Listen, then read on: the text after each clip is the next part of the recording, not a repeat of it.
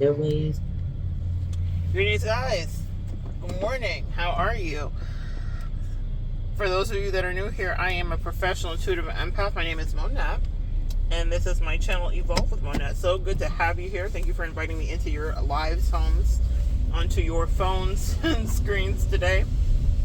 I have a quick message for you. You're the one who gets to decide. You get to decide. I'm out driving, doing some errands, doctor's appointments, all the things, and I was in a waiting room at my last doctor's appointment, and I was hearing these people having a conversation. It was a mother and daughter, and they were chatting about, and I say chat because that sounds real light, but it wasn't a light conversation. It was about a relationship, and it was about respect and all the rest of it. And it was about disrespect that the daughter was experiencing in her relationship. And the mother was, I can tell from the old guard, and what that means is that she was kind of excusing away the bad behavior of whomever the daughter's partner was, okay? It sounded like she was with a guy who was being abusive to her. And it's not her husband. It sounds like it was a boyfriend. She's like, yeah, but in the first 6 months he was fantastic, mom, and blah, blah, blah, blah, blah, blah, blah. And I was hearing this conversation, and the mom kind of looks over at me, and she was like, you understand, just from our generation, we feel differently about relationships, and you got to put the work in, and men are funny and whatever. And I kind of shocked the mom because I did not go with what she was trying to get me to co-sign. She was trying to get me to co-sign her narrative, which was stay with this abusive person. I was like, ma'am, you don't know what I do for a living. I didn't say that, but in my mind, I'm like, oh, you picked the right one on the wrong day, because your daughter is absolutely right. What I did say was, she's the one who gets to decide, mom. I'm like, I'm kind of on her side, and not kind of, I am. And I want that message to be passed along to you. And I kind of gave my little message, and I let the daughter know that, she ever wanted to talk, I slipped her my card. I don't know how much mom loved that. Mom seemed like she was pretty set in her conservative ways. And so I'm sure the likes of me is always, I have such an interesting relationship with mothers and daughters. So I was like, surprise, here we are again. But it could be a potential client. But even if it's not, I said my piece, and my piece was this. If you feel like something's off, if your intuition is telling you something's off, it is. That's it. It's that simple. You do not get to or have to hit a checklist of the most abusive things that have ever happened to you in order to decide that something is off or someone's behavior is atrocious. Usually the first time you feel that something's off with someone, you're right. And what we do is override it. I have done it. I did it here recently. I have done it before. When you're attracted to someone, you will do it. You will override your think pieces that you've already established. And that's why having an established way that you expect to be treated is imperative to your mental health.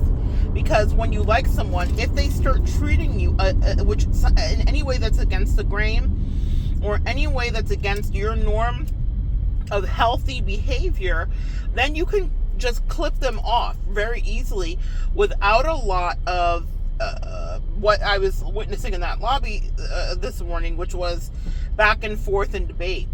The girl's instinct, this woman, she's a woman, she was in her 20s. This woman's instinct was right. She was absolutely feeling toxic behavior from this guy. And I heard a little bit of their conversation, and I was like, it's toxic behavior. I would tell any one of my clients the same thing. But the issue wasn't that she was receiving, it was that she was gaslighting herself, because he was gaslighting her too, out of believing what the truth should be. And the truth was, if she's decided that that's not how she gets treated, then that's just not how she gets treated, period. And from our mother's generation, and the mother thought I was in her generation, and I was happy for her to think that, because I'm not, but also because even if I was, that's just not my thinking. I grew up watching my mother be in an incredibly, incredibly abusive relationship. I also watched my mother leave it. I also watched her get punished from the narcissist for leaving it. He stalked her after. He tried to get her fired from her job. He tried to get her deported. He was diabolical. And so the first time when I got older, I asked my mom, when was the first time daddy hit you? When was the first time this happened? So that I could start to heal some of my own trauma with my father. And I realized that she knew before she was married. And she talked to a woman, and this is probably why I had the reaction I did today, that was in her family. And my father was hitting her already before they were even married. And my mom was saying, I don't think I want to do this. I think I'm not going to marry him. I think I'm going to just go back to my country, which is Antigua. And I think that I'm going to go back to the police force. My mother was a police officer who was getting ready to go to law school when she met my dad. She was going to be a lawyer. And the woman in her family, who has since passed away, said to her, why do you think you're so good not to be hit? Everyone gets hit. Everyone gets hit. This is normal. He's a good man, Savannah, quote unquote. That's a quote from right now. Meaning, he's well off and he's affluent. My father owned his own businesses and all that other stuff. And he's a king in his country. He built houses and things that look like castles. It was insane. He was very talented. He was also maniacal, bipolar, and narcissistic.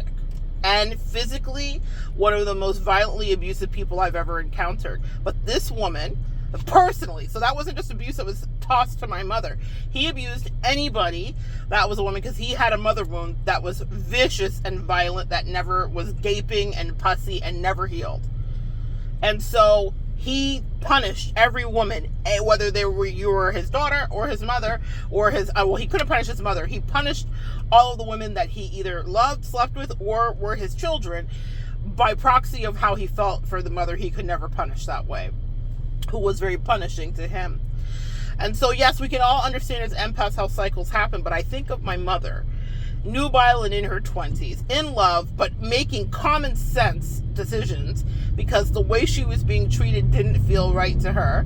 And she knew she should get out because she was like, the way he flipped, the way his eyes went black. Sound familiar to any of you guys that have ever been abused or been in narcissistic relationships? Even if you were never physically abused, the black eyes, when they're psychologically abusing you, when they click out and they reveal the mask and it drops and you realize they don't give a single care about you. So I'm listening to this young woman today and flashing back to my mother.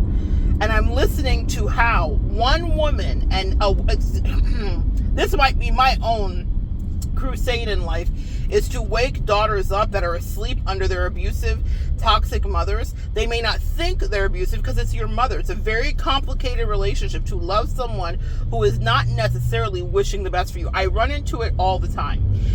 We all are dispatched on earth to do different things. One of my side ministries is helping wake people up. It doesn't mean they won't choose to go back to sleep. It does mean that I plant the seed, and later in life, when they're ready to be in the real relationship or ready to be free or understand that their mother may have some jealousies that they haven't even computed in their own mind, they'll wake up. That's what I do. Their mothers are on demon time and they don't even realize it because demonic realm is very misunderstood. It's insidious. And the person that nurtured you and breastfed you can be the very person wishing your demise by asking you to stay into a situation that's already filled with abuse and lies. And so this person that spoke to my mother was a mother figure. It wasn't her mother, but it was a mother figure who said, you deserve this. She said, but I didn't grow up seeing this. My mother was a disciplinarian in my life, meaning her father, Papa Brand, my grandfather, never lifted a hand to the girls that he raised. Ever. He was soft-spoken. He was genteel. He was a very renowned seamstress. He did haberdashery. He was a classic man, okay? He did not even lift his hand, so she was like, I literally wasn't raised being hit by a man. It never happened in her life until she manifested my dad. When I say manifested, whatever life path she chose to have this experience on. I know that's very triggering to hear sometimes, but we have these lessons that we come in to learn. And maybe all of that happened so that I could learn some lessons as well. But when I heard this mother and daughter talking this morning, I said, oh my gosh, not today, Satan, not on my watch. I said, ma'am, Young, beautiful lady, if you feel like this now, you will only feel worse later because you will have disregarded. And I said, your mom loves you, and I know she loves you, and I acknowledge the mother's love, because just because the mother is toxic doesn't mean that they don't have some twisted form of love. If any of you guys have ever seen the movie White Oleander, I think it's the perfect description of a mother, that it can be so powerfully encompassing, absolutely not meaning well for you, and is 100% toxic, but also they think they love you, whatever that means. Check out that movie if you haven't seen it. It has Michelle Pfeiffer in it. It's brilliant. In any case, toxic mothers exist, and mother wounds exist, and you will have to work through that, okay?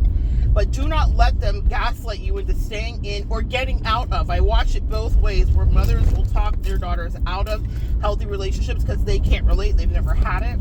They've never experienced it. Maybe there's some low-key jealousy that they don't even want to acknowledge because it's never an experience they would have in their life, or it's not a way that anyone's ever treated them. And so they see red flags with it because they like control. I've watched mothers be controlling like someone's man. It's weird because it's a thing that happens when you choose not to heal and you don't want to acknowledge that you've got issues going on. But as a daughter, in that moment, my job was to be the earth angel that was dispatched in to be like, that's bullshit.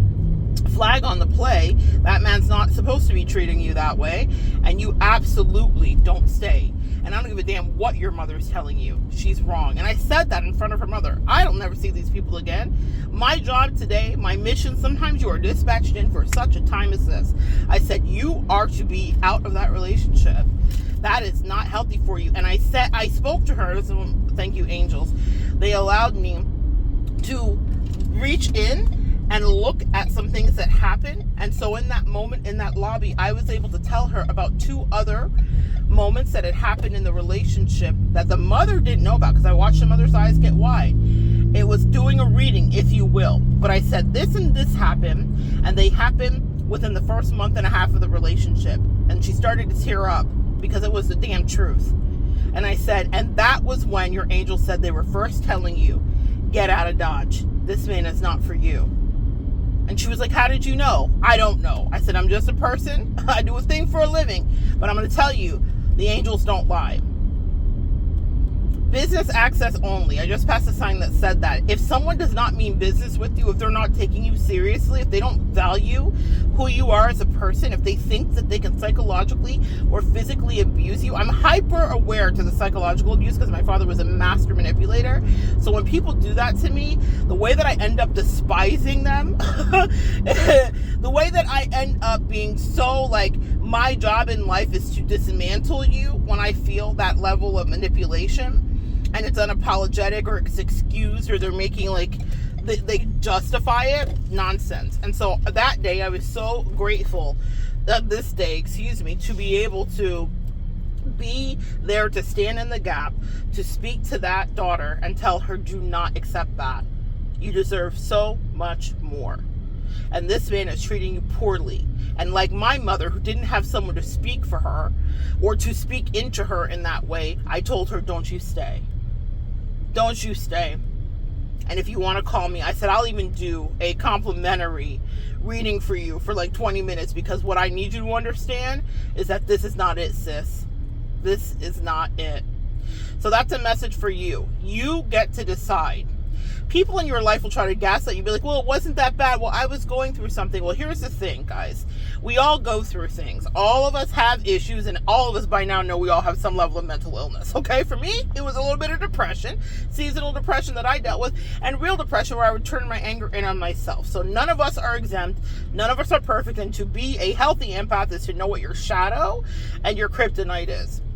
So I will always speak freely about that, hopefully to destigmatize whatever you're going through so you can understand you might deal with it too. So all of us have issues, and all of us have had bad days, but all of us have had the wherewithal to communicate what's going on when we respect the person that might be on the other side of it. If someone doesn't respect you, they might be like, well, I was going through something, but I couldn't communicate that to you. Yeah, you could. You could have if you wanted to. You didn't respect me enough to do it. If that man really needs help, she's not going to be the punching bag that gets him to the help. Her leaving him might wake him up. Maybe they were meant to align. just for that moment, for her to be a catalyst for his awakening if she actually takes her power back. But she will have to take her power back. And for you, what's really is to you in any situation, even if it's not those dire straits, right? And you are dealing with someone who's playing in your face or manipulating you or being emotionally abusive, and you're trying to justify, well, it's not really that bad, or, you know, you didn't hit me, or they did hit me, but they didn't psychologically abuse me. Whatever justification hopscotch game that you might have played, and no judgment, we all have done it, right? So what you need to know is, as soon as you decide it's not right, it's not right. You know, I have been in situations in my life where people decided that they wanted to, like, you know, I used to drive a stick, and if any of you have driven stick, you, like, shift the clutch, and you, like, downshift when you're switching gears, right? In order to put it into park, you got to get to first gear. And so I remember, like, people downshifting or upshifting, meaning they were escalating the behavior because their intention was to start to treat me badly or to discard or whatever. Once you know the signs, you know the signs. And I get the heck out of Dodge so quickly when that happens, guys. I don't stay and ask questions and be like, well, what was your real intent? And how do you really feel? And what's your next 10-step plan to be an abusive mofo to me? I decide by their bad behavior that I need to set myself free. And I don't negotiate with terrorists, and I don't go back and forth, and I don't ask a bunch of questions. I just know my worth. And what's funny is abusers and people that are abusive and toxic and low vibrational and that are working with demonic attachments, be careful, guys, too.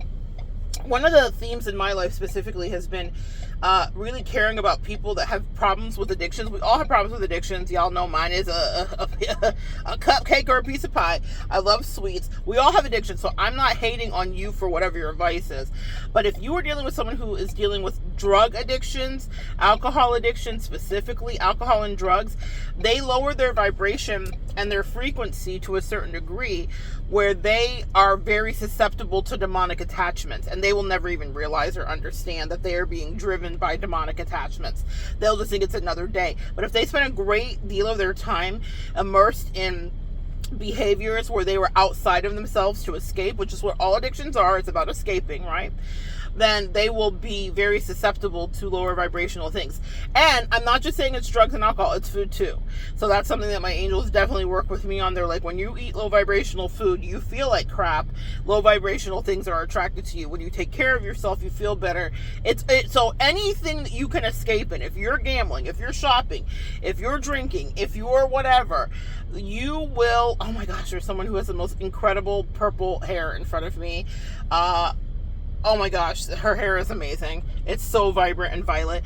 Crown chakra, pay attention to your crown chakra, guys. It's a lot of crown chakra work happening right now. That's the crown chakra for the purple, for paying attention to your intuition. Literally, what are your downloads? In any case, yes, your crown chakra is not protected when you're in your addiction. That's another message. Message? That was the angel share. I don't know what they want me to say that for, but they need you to know. She's even touching her hair right now. It's so beautiful. But I'm telling you, yes, you need to pay attention to your crown and your intuition, like that young lady did, but also pay attention to whatever someone is busy not and nourishing their crown with. If you are in a lot of escapism, it's going to lower your vibration, and it means that you will be susceptible to be run by all kinds of demonic energy that you don't even realize. Anyway, what you need to understand is that you very much get to decide. In my life, when I've had this happen, like I said, I don't negotiate with terrorists. You guys see the videos. You all know the steez. You know I stay on brand with what I say. But it doesn't mean that people haven't treated me any kind of way or tried to or been in my life or come in my life and acted like they were going to be wonderful and then been absolutely diabolical with toxic treatment. They can justify what their behavior was, but I never really give them a chance to, because I've learned with grace how to move throughout the years. I just removed myself because I realized they don't value me, and they were getting ready to, in a very deep and maybe perhaps a long-lasting, affecting way, devalue me. We're sensitive empaths. We cannot be around prolonged extended abuse because it causes those autoimmune issues like I made the video about recently. It causes you to have a diminished crown chakra capacity, like this purple haired woman and my own purple hair standing in front of me. It causes so much unhealthy festering energy that you have to clean out. And if you've ever done wound care, like unfortunately I have, it is so painful. And so when you get the first nudges that someone's going to be toxic and start fucking with you and fucking with your psyche, cut them off and never look back. They will want to talk to you. They will want closure, quote unquote. They don't need it. They know what they were doing. Guys, we are all sentient beings except for babies, right? And even they are very smart and with it. We are all sentient beings. We know when we're not behaving well. You know when you're lying. You know when you're stealing. You know when you're cheating. You know when you're being emotionally manipulative. I have done it. You have done it. We all have done it. For all have sinned and come short of the glory of God. There are no truer words spoken. So I'm not sitting here like some perfect person. I know it because I know that when I was on fuck shit, when I wasn't healed, when I was lower vibrational, I was very aware of what shenanigans were afoot and what games I was playing. So do not think that someone, no matter what demonic attachments or what, addictions they are steeped in and what's festering in their spirit, soul, and body, their esoteric body, do not think for a second they don't know that they're trying you. Do not think for a second they don't know exactly how they're affecting you. They are very aware. It's calculated very often, and it's done purposefully. And that's why I say you get to decide. I never negotiate with whoever I'm dating, around, or friends with. When they try me, I tell them right away, you just did this. I saw you do it. You meant to do it. You enjoyed doing it. It was calculated. Even if I don't fully get to say it in the ending of it, at some point in the connection, I have called them and clocked them. Now, I know all of you guys are not me. My throat chakra is open. I am very able to say, this is bullshit. I know when other people are on bullshit. I know when the mamas are on bullshit. I know when the daddies are on bullshit. I know when the family members and the friend tribe is on bullshit. I never have to have it said to me. It is literally what I spent a lot of time building my muscle up. Unfortunately, as an empath, being able to read rooms I'm not even in is my specialty. However, even if that's not your specialty, you are aware and have had people try you, and you've known it, and you saw it in the beginning. Maybe you didn't say it because that's not your thing, but you saw it and you felt it. So pay attention. You get to decide. I decided recently that someone was on some bullshit with me. I didn't like the way that she was behaving. I didn't like the way that she decided that she thought she could treat me. People think so. And I was like, oh, well, then think less. Say less. Say less. We're going to say less for the rest of our lives. Meaning you are better for me as a lesson and a teaching modality than you will ever be close and proximal to me, because you do not value me. You do not let other people decide if they value you by their actions. They will show you that they do or don't by their actions. You decide by voting with your feet to stay or go. If someone is treating you like you're a no, or they're dismissing you, or they're being rude and willful, and they want to fuck with you, then let them fuck with themselves. Because you have other things to do, spiritual work to do, ascending to do, things that you're called to, my sweet empath, my earth angel. You are dispatched here to do exactly what I did today, which was stand in the gap and say, absolutely not. You have assignments, my love, just like the angels have assignments with you. So your job is not to stay there in some romantic and or platonic and or familial connection with someone that's mistreating you. If someone does something to you, call them on it. I'd like to empower you today to do that. Even if you do it politely, even if you do it sweetly, say, I see you. Snap, snap. We're going old school back to the Polaroids. Take a Polaroid of that. Wave that thing around until it comes to light. Because I promise you, while they're gaslighting you, the photosynthesis is happening right before your eyes, and you're going to see the picture appear, and it will be very clear. It was very clear for the girlie sitting in the lobby today. But when my angel said, oh, but she knew this a month and a half in, then what could she say? Pray for her today.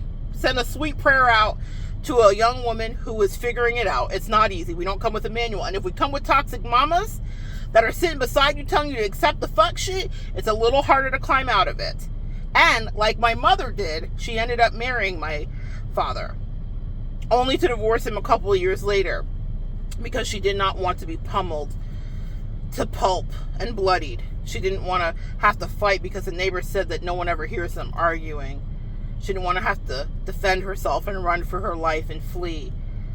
She didn't have to worry about what was going to happen to me. Guys, it's so serious. And even if it's not that serious for you, and if it's in its infancy, this young woman, I don't know if she had kids. I don't know her story. But what I did feel energetically was that This was not her first time being emotionally abused, and it wasn't her mother's first time at the rodeo either. And she maybe felt like she got through it, so she could too, because this guy was maybe better than what she had previously, meaning the mother. That was what I was channeling. Sorry to get all in their business, but I was like, the mother has accepted this behavior, and she's like, this guy's so good, he must have done something. There was money that was there, that's what my angels were showing me, and so the girl was making justification. She wasn't a gold digger, the mother was, actually, ironically.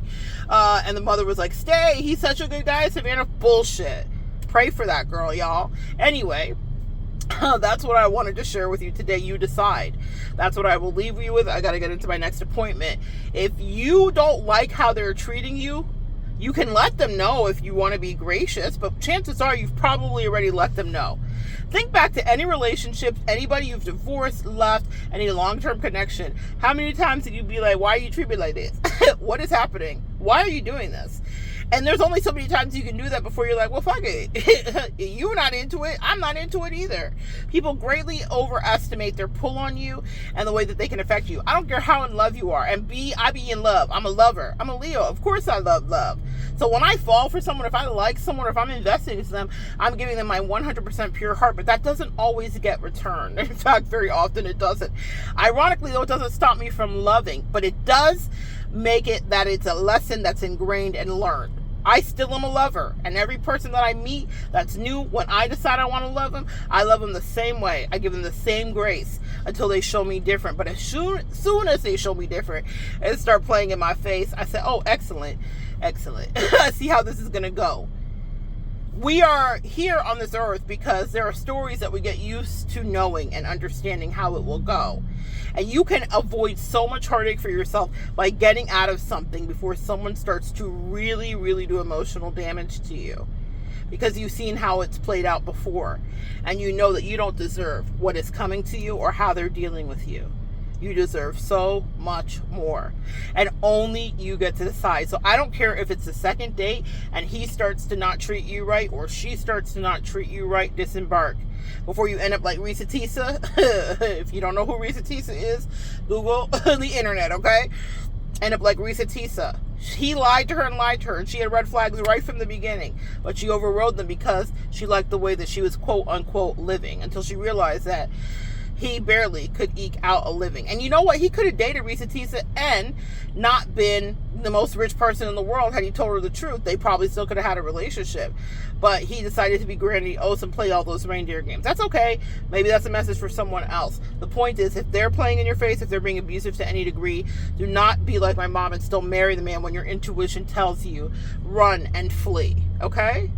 Because that person will only get more abusive. Take it from me. I have stayed in relationships for many years past their expiration date because I loved the person. And also, another message. If someone starts to...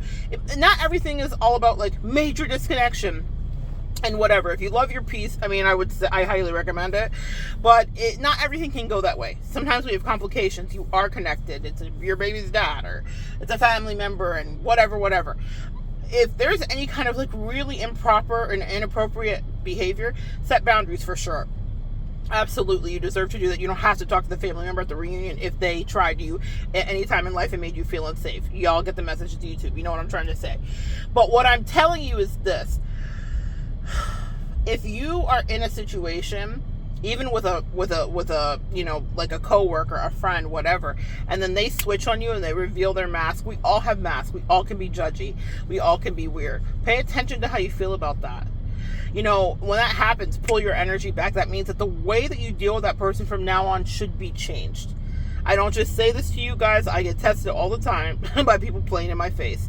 And when it happens, I say to them, I see what you just did. This hurt me this way. Why did you do this? And even if I understand the triggering and what caused it, I now understand who they are. And that's okay. I like knowing who people's shadows are because you really understand how to deal with someone when you know their shadow. A lot of people hide that. But you can't hide it when you're triggered. And so when people are triggered, it will come out. And that's your job, to pay attention, to take a snapshot Polaroid, wave that thing around until the picture becomes clear. But it means that they don't get to be as near emotionally to you because they can be potentially dangerous. And you have spiritual work to do.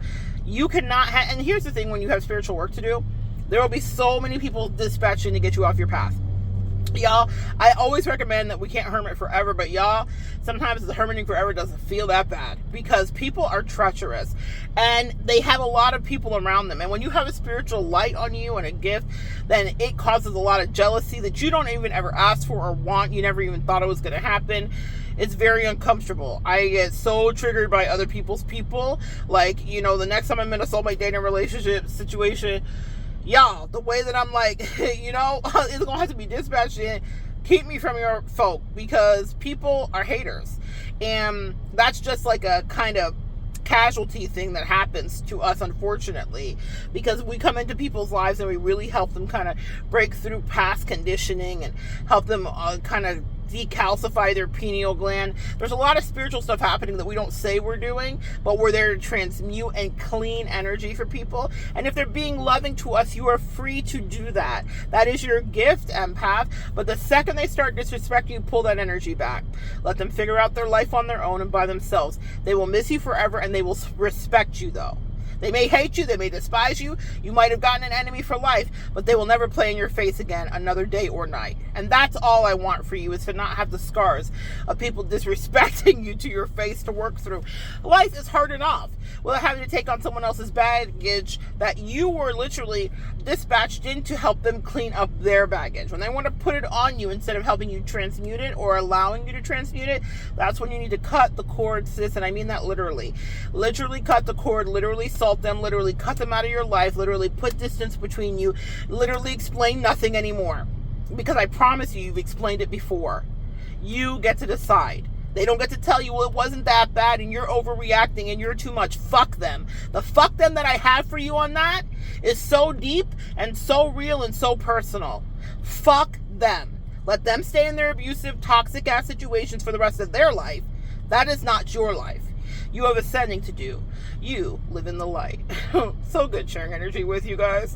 Come back and join me next time, guys, and we will continue to evolve together.